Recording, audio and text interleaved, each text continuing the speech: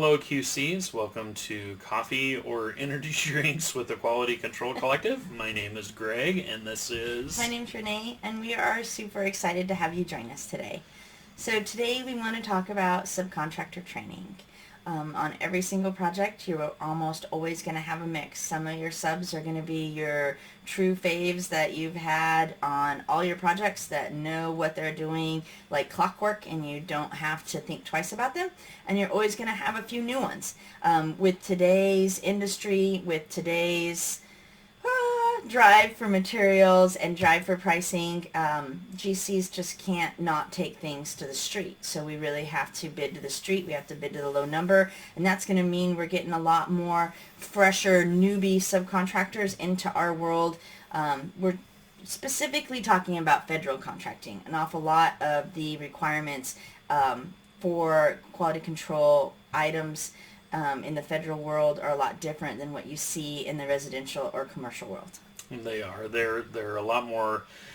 Your specifications are a lot bigger. The requirements on your subcontractor base is a lot more stringent. You'll have subcontractors, that you on the commercial world might do 4 or 5 different scopes in-house, but on a federal project they might only be doing 1 or 2. Right. And like Renee said, in today's day and age, it's not necessarily about the best quality of work. It's more likely going to be the lowest number, and those low numbers may not know how to do federal construction. Building the building is the easy part.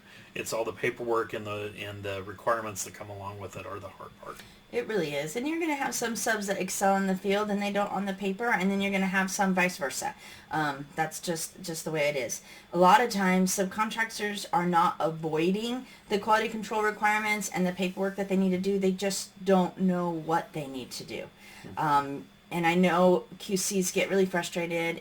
It's in the spec, it's in the contract. They should have read it before they took the contract. We can talk about that all day long. Bottom line is, by the time you're hitting in the dirt and you're in your trailer and you're getting ready to go, the subs are on board. The contracts are signed. This is what you've got. This is the hand that you've been dealt, and it's all about how you play it. And the easy way to do that is to just hold a mass subcontractor training up front.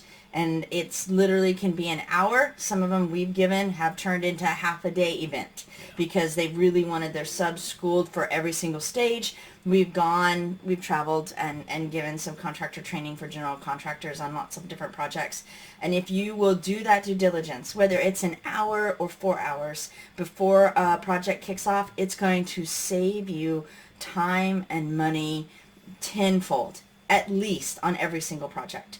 This is the one thing that you can really do, is educate your subcontractors and train them. Train them on everything. Train them on, their schedule requirements. Train them on the specific project requirements. Train them on submittals. Train them on their closeout items. Train them on commissioning and red zone. Some of them will have never done or been involved in commissioning in red zone. Tests and inspections. Yeah, and closeout. All those kinds of things need to be grouped into your subcontractor training. And if you can get all of your subs on the right foot, then you're not pulling your subs across the finish line. Whether you're a QC pulling them, a superintendent pulling them, or just the general contractor and the owner having to pull them. You've got plenty to do on a project. You just can't do your job and somebody else's. That's just not the way any of this works very smoothly. So be efficient and just get your subs off on the right foot, and make sure that your subs and your team embody the right attitude about it. When our subcontractors succeed, we succeed. We succeed as QCs, we succeed as small business owners, we succeed as general contractors. So we want our subs to succeed. And we always start our training by saying that. And by succeed, that's not a warm and fuzzy. I mean make money. That's what we're all here to do. At the end of the day, that's it. I mean, we love being QCs and we love what we do, but we do it for money. We do it for food, shelter, and the occasional beer, or wine, or coffee, or energy drink, or whatever your thing is. So that's why we're all here. So we want our subs to make money and to be successful. We don't want anyone to lose. Because that helps the whole project succeed. So. And along those lines, after you get done with your subcontractor training at the beginning of a project, you may still have 1 or 2 subs that just don't understand it. And it is in your wheelhouse, and it is your responsibility as the QC You just can't keep throwing submittals back, or you just can't keep rejecting things. Don't keep button heads. That's just an environment that doesn't help anybody. Yeah, it doesn't. And the project manager comes to you, and your ownership comes to you and say, why isn't this working? And you just say, well, they're not getting it. And they're going to ask you, well, have you called them on the phone? Have you brought them in? Have you explained it? Have you explained it? And you may need to do that on an individual basis. Just take the time, because trust me, the 2 or 3 hours that you lose hand-holding Right. will gain you hours and days in the long run, and they will appreciate it. The subcontractor will appreciate it. It will make your life easier, and that just is what you have to do. And subcontractors, don't be afraid to ask if you're watching this today. Right. Use your voice as well. Don't get frustrated. Don't throw your hands up in the air. Don't pull off of a project. Ask for help. But don't lose money. Don't lose money. And QC requirements, the one space where subcontractors will lose the money the fastest if they don't understand what they've gotten into. Yeah.